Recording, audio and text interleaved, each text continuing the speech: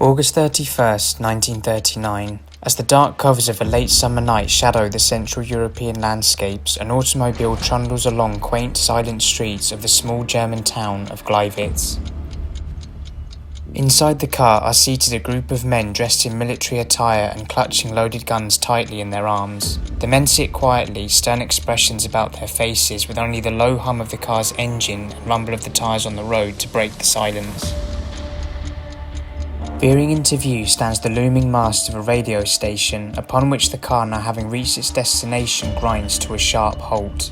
Without a moment's hesitation, the men launch themselves from the car and break through the doors, shocking the operators inside. Among them are Alfred Naujoks, an SS functionary acting under the orders of German superiors, and František Honiok, a local Polish man regarded as an authentically key part to the group's objective.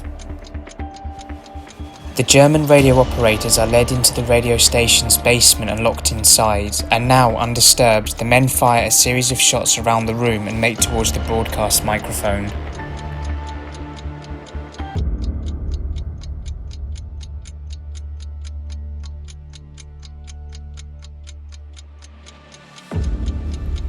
After the transmission, František Honiok is killed by the other men and his body left by the outside railings. Honiok, who had been arrested one day prior on August the 30th, had been heavily drugged before being killed and used as a prop for the authenticity of this covert operation. With the mission complete, the men, of whom are all members of the German SS, remove their Polish military disguises and rapidly speed away from the scene. This operation, known as the Gleiwitz incident, sets forth in motion the events that will see the eruption of the largest conflict in human history. As the toll of midnight calls on the 1st of September 1939, this event ensures the inevitable escalation of an already delicate political situation between Germany and Poland, from which the world will never be the same ever again.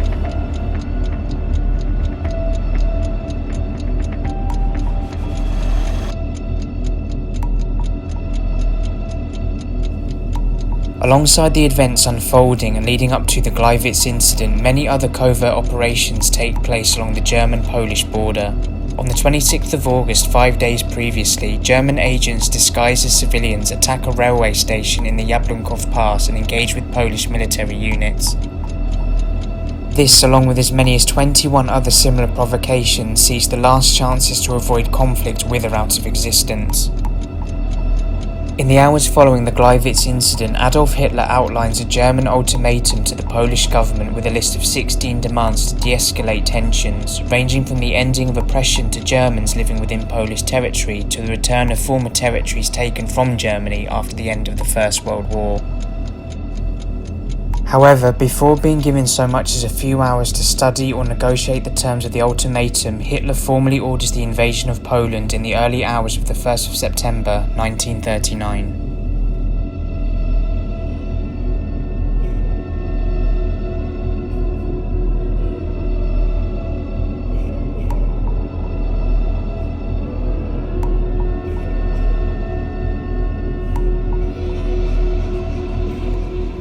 At approximately 4:45 am, border posts and checkpoints erupt into scenes of chaos as the mass movement of 1.5 million troops, 2,750 tanks and 2,315 aircraft storm into Polish territory.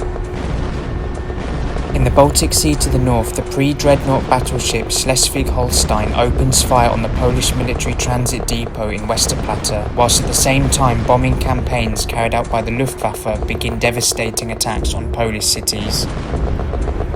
The invading German forces attack Poland from 3 different directions, with units moving from the west across the German-Polish border, from the exclave of East Prussia in the north, and in a joint attack with forces from Slovakian territory to the south. By 8 o'clock in the morning, German units attack near the Polish town of Mokra, beginning the Battle of the Border and plunging Europe into a state of war.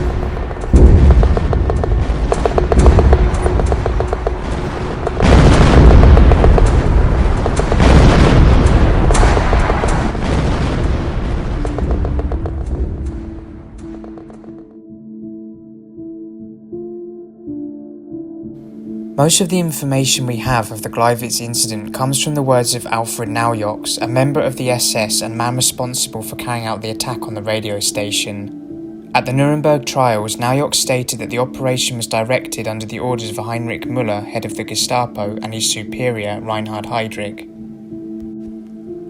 Heydrich had informed Naujoch on the 10th of August that he was to lead a small group of German operatives to seize the radio station and broadcast an anti-German message in Polish that would later be played across the German news.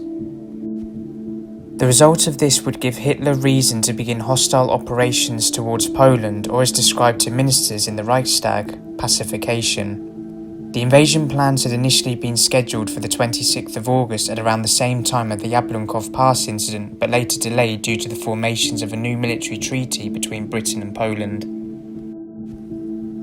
Naujoch, along with exposing the motives and execution of the plan, also stated that much of the supplies used in the operation, such as uniforms, were procured by none other than the well-known industrialist Oskar Schindler.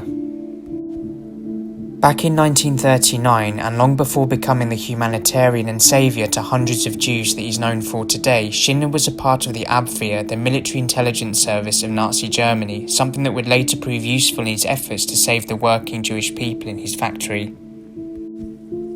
Naujoch was considered not high enough to stand trial at Nuremberg, but was later prosecuted in Denmark for his involvement in the murder of resistance fighters there during the war.